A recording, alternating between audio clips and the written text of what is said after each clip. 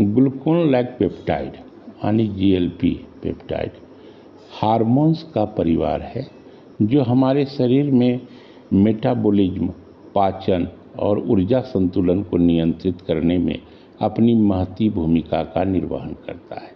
ये पेप्टाइड मुख्य रूप से हमारे आंतों में बनते हैं। यह अलग बात है कि GLP-1 और GLP-2 ही सर्वमान्य है। GLP-3, GLP-4 और GLP-5 अभी पूर्ण रूप से प्रमाणित नहीं हो पाए हैं।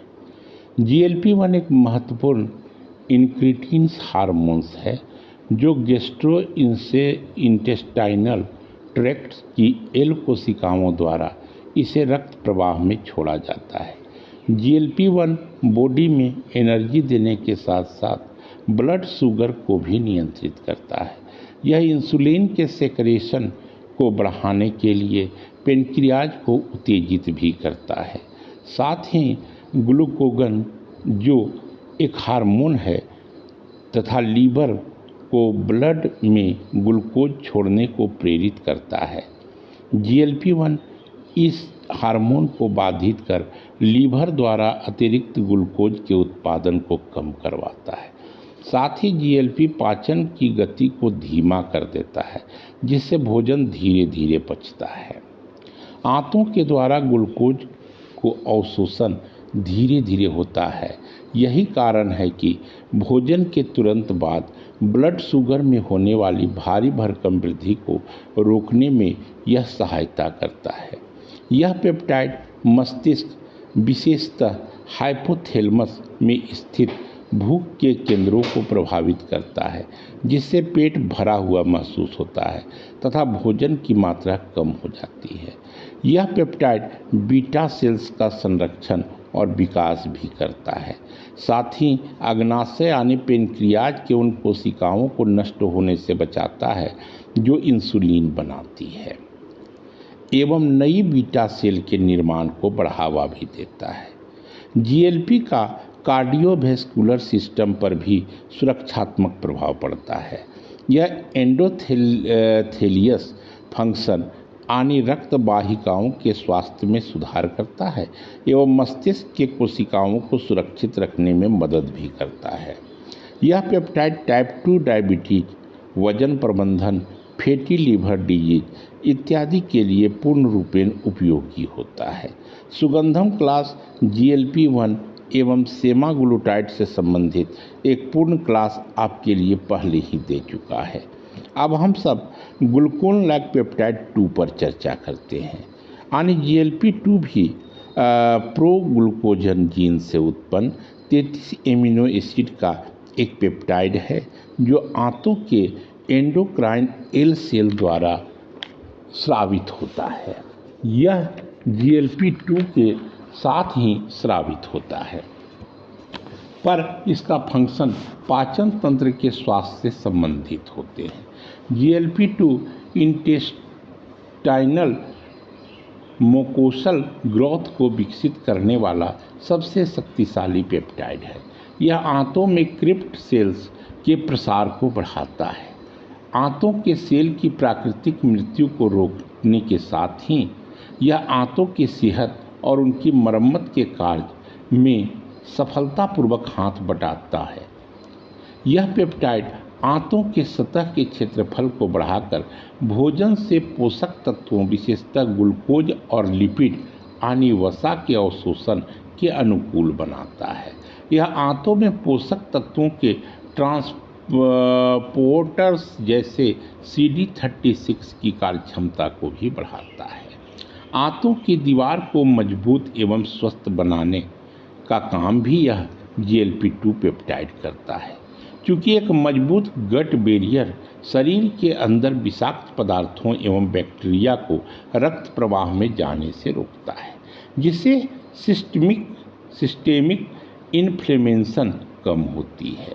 GLP-2 आंतों में रक्त प्रवाह को बढ़ाता भी है।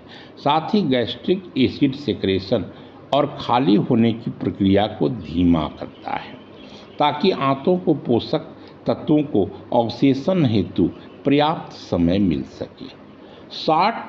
शॉर्ट बाउल सिंड्रोम यह एक ऐसी स्थिति होती है जिसमें छोटी आंत का अधिकांश हिस्सा सर्जरी के द्वारा हटा दिया जाता है। GLP-2 दवाओं जैसे टेडुग्लूटाइड के माध्यम से आंतों को अनुकूलित और बड़ा किया जाता है ताकि मरीज के शरीर को पर्याप्त मात्रा में पोषक तत्वों को अवशोषित करने की सुविधा हो। इन्फ्लेमेटरी बॉल डिजीजेज यानी IBD में भी GLP-2 काफ़ी प्रभावित साबित होता है। यह क्रोहन रोग और अन्य आंतों की सूजन वाली बीमारी में आंतों का मरम्मत एवं सुरक्षा प्रदान करता है। मानव शरीर में पेप्टाइड हार्मोन अत्यंत सूक्ष्म एवं अत्यधिक शक्तिशाली संदेश वाहक भी होते हैं। GLP-1 और GLP-2 में कोऑर्डिनेशन को यिन एंड यांग के रूप में वर्णित किया जाता है। जैसे GLP-1 मस्तिष्क को संदेश देता है कि पेट भर गया है और एनर्जी का उपयोग करना है, जबकि GLP-2 आंतों को संदेश देता है कि भोजन को पचाना कैसे है, ऊर्जा का निर्माण कैसे करना है, आंतों की मरम्मत कैसी करनी है, आदि आदि। हम सब जानते ही हैं कि GLP-2 33 amino isolated peptide hormone है। यहाँ अब GLP-1 और GLP-2 के मुख्य अंतर को भी समझने का प्रयास करते हैं, क्योंकि लोग भूलवश इन्हें एक ही मान लेते हैं। GLP-1 जहाँ मुख्य रूप से ब्लड ग्लूकोज को नियंत्रित करने वाला, इंसुलिन के स्राव को बढ़ाने वाला एवं भूख की मात्रा को कम कर वजन घटाने वाला पेप्टाइड है, जबकि GLP-2 का ब्लड शुगर या इंसुलिन से कोई संबंध नहीं होता। यह पूरी की पूरी तरह से आंतों के स्वास्थ्य, विकास और मरम्मत पर केंद्रित होता है। मित्रों, ऊपर वर्णित क्रोहन रोग आंतों के सूजन से जुड़ी एक पुरानी बीमारी होती है। इसके कारण पाचन तंत्र में सूजन, अल्सर, साथ ही पोषक तत्वों की कमी हो जाती है। GLP-2 के साइकोप्रोटेक्टिव यानी कोशिका रक्षक गुण आंतों के सूजन को कम करने एवं क्षतिग्रस्त ऊतकों को मरम्मत करने में सहायता देता है। सीलिएक डिजीज एक ऑटो इम्यून विकार है जिसमें ग्लूटीन के सेवन से छोटी आंत को नुकसान पहुंचता है। यहाँ GLP-2 आधारित उपचार की आवश्यकता होती है। सुगंधम क्लास पूर्व में ही आप लोगों के लिए ग्लूटेन से संबंधित जानकारी प्रदान कर चुका है। GLP-2 के प्रभाव केवल आंतों तक ही सीमित नहीं है, अपितु हड्डियों को टूटने से बचाने में भी यह पेप्टाइड मददगार बन सकता है। साथ ही सेंट्रल नर्वस सिस्टम में न्यूरॉन्स की रक्षा भी यह पेप्टाइड सुनिश्चित करता है। कृत्रिम रूप से निर्मित GLP-2 की दवा टेडुग्लूटाइड एक सिंथेटिक एनालॉग है जो शॉर्ट बॉल सिंड्रोम में उपयोगी होता है। इसे आवश्यकता अनुसार एवं डॉक्टर की सलाह पर ही लेना उचित होगा। GLP-1 और GLP-2 आंतों द्वारा बनाया जाने वाला प्राकृतिक हार्मोन है जो भोजन में विशेष रूप से प्रोटीन, स्वस्थ वसा यानी लिपिड और घुलनशील फाइबर के पचने के दौरान इन्हें आंतों द्वारा प्राकृतिक रूप से उत्पन्न कर ब्लड स्ट्रीम को में छोड़ा जाता है। इनके स्रावन को प्राकृतिक रूप से उत्तेजित करने एवं बढ़ाने के लिए भोजन में बदलाव की आवश्यकता अवश्य ही होनी चाहिए। GLP-2 को प्राकृतिक रूप से बढ़ाने के लिए हाई प्रोटीन, घुलनशील फाइबर और हेल्दी फैट के भोजन में अवश्य ही शामिल करना चाहिए। हाई प्रोटीन के अंतर्गत अंडे, विशेषतः उसका सफ़ेद भाग, चिकन, मछली, दही और दालों को शामिल किया जाना चाहिए, जबकि हेल्दी फैट के लिए ओलिव ऑयल, एवोकाडो और अलसी के बीज उपयोगी होता है। घुलनशील फाइबर के रूप में ओट्स, राजमा, उबले आलू एवं हरी साग सब्जियां इत्यादि का प्रयोग काफ़ी उपयोगी होता है। GLP-1 एवं ग्लूटेन से जुड़ी संपूर्ण जानकारी के लिए सुगंधम क्लासेस के GLP-1 पेप्टाइड सेमाग्लूटाइड एवं ग्लूटेन आहार तथ्य और मिथ्या शीर्षक वाले वीडियो को एक बार अवश्य ही देखना चाहिए आपको।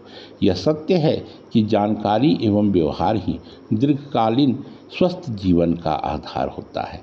इसे अवश्य ही ध्यान में रखें। साथ ही छोटी मोटी शारीरिक सक्रियता भी निरोगी काया हेतु जरूरी है। इसे जरूर समझें। धन्यवाद।